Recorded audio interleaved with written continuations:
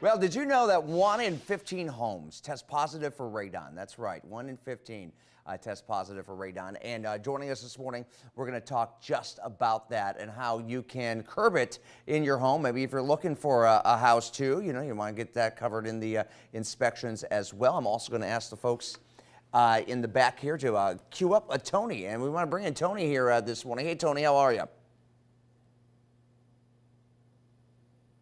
Tony, are you there? Yeah, good morning. How are you? Good morning. Sorry, a little technical glitch there here this morning. Well, let's talk about radon, number one. How do you know if you have radon in your home? Is it something you smell, or is it odorless? Give us a little the backstory here. Well, you cannot smell it. You can't taste it. You can't see it. You can't touch it. The only way you can really tell if you have high levels of radon in your basement is to do a test. Okay. It's nothing that's going to make you aware, you open the door of the basement and it stinks or anything like that, or you can't see it. But yeah, the only way you can tell is if you test. What's the harm of radon? Why is it so harmful? Well, according to the EPA, the World Health Organization, and the Surgeon General, radon is the #1 cause of lung cancer in non-smokers. So it's a big deal. It's #2 cause of cancer in smokers, and it's attributed to about 20,000 lung cancer deaths a year in the United States. Do we find this primarily with a lot of older homes? I know we recently purchased a home last year, and had it tested. It was high radon. They came in. I got that white pipe thing going out to my backyard and another thing, and it's all good now. But is this primarily with older homes or newer homes put on with radon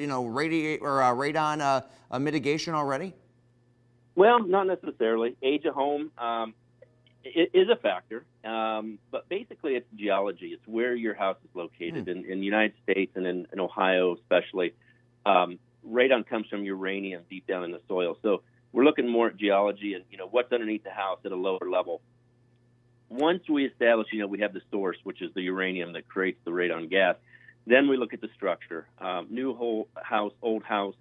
What we've been seeing in the last few years is we're building our houses so energy efficient, so tight, that we're actually encapsulating those houses where we're not transitioning indoor to outdoor air, which increases radon and moisture and other things. At the same time, we're trying to keep, the heat in the cool. We're also containing those harmful gases like radon. So newer houses, I would say, if you had to ask me, we're seeing higher levels just because we're making our houses so tight. Interesting. Last 30 seconds here. So how do we get rid of it? I mean, I know I got it looks like a huge contraption, and I'll be honest with you, I don't know. They told me it's safe now, but I have no idea what it's doing. There's a pipe going out. Yeah, first of all, if you do establish you have high levels of radon, you definitely want to call a company like SWAT Environmental. That's all we do. And it's basically a ventilation system. So we're pulling air from underneath the foundation. We're venting it to the outside, and takes the radon and the moisture and everything and vents it to the outside. They are not pretty. A lot of times they're kind of an ugly contraption, but it's the most effective way to reduce those levels in your basement. I will agree with you 110%. Tony, thanks so much, and we can find you over at SWAT, you said? Yes, sir. SWAT Environmental, 1-800-NO-RADON. Hey, thanks, Tony. We appreciate it. Have a good day, man.